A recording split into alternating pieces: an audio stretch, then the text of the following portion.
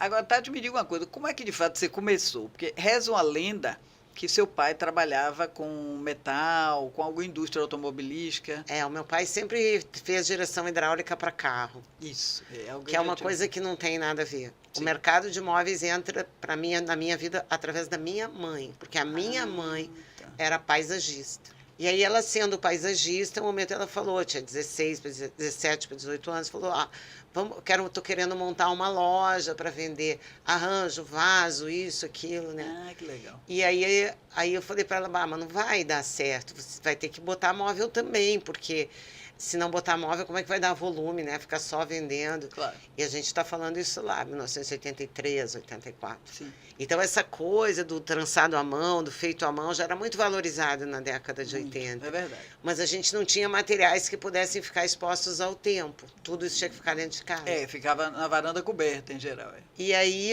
dessa experiência com a minha mãe, evolui um pouquinho mais.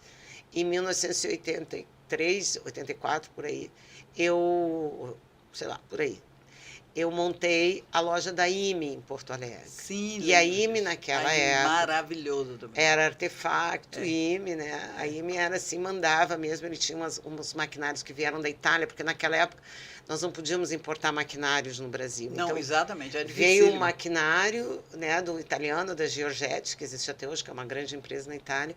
Ele trouxe esse maquinário que fazia aqueles entalhes à máquina, né? Aqueles que só faziam o blasote à mão e tal. E aí, quando eu estava nessa loja daí, minha loja era muito grande, era uma casa. E aí tinha uma área externa enorme, né? Daí eu falei com a dona Ime, por que a gente não vende móvel de área externa? Ele falou, porque ninguém fabrica. Aí tinha uma lenda que dizia assim que não dava para soldar alumínio. Aí eu fui visitar a fábrica da Tropitone lá em Irvine, na Califórnia. Aí vi que não tinha realmente muito mistério. Aí meu pai nessa época tinha uma outra fábrica, que era uma fábrica de balança, que desativou logo em seguida. Ele falou, não, vai lá na fábrica de balança, pega energia, bota os funcionários, começa a fazer as peças. Porque assim a balança tem as soldas também, não é? Tinha, mas o maquinário a gente comprou, eu estava mais interessada era na cobertura e na energia.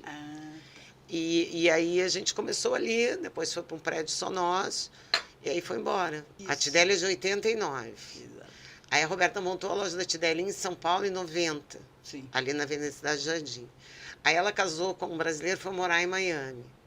Aí desativou a loja de São Paulo e a gente já estava começando a Tideli com outras revendas.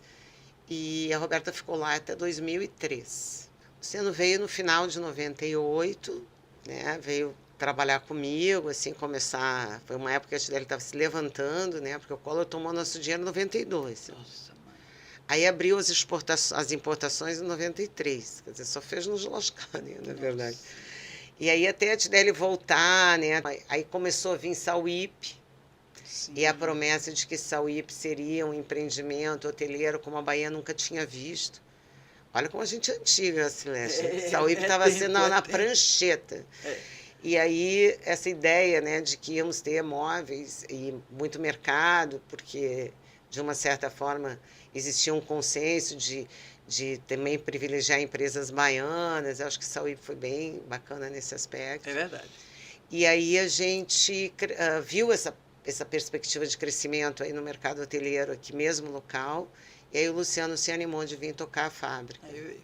Aí ele veio.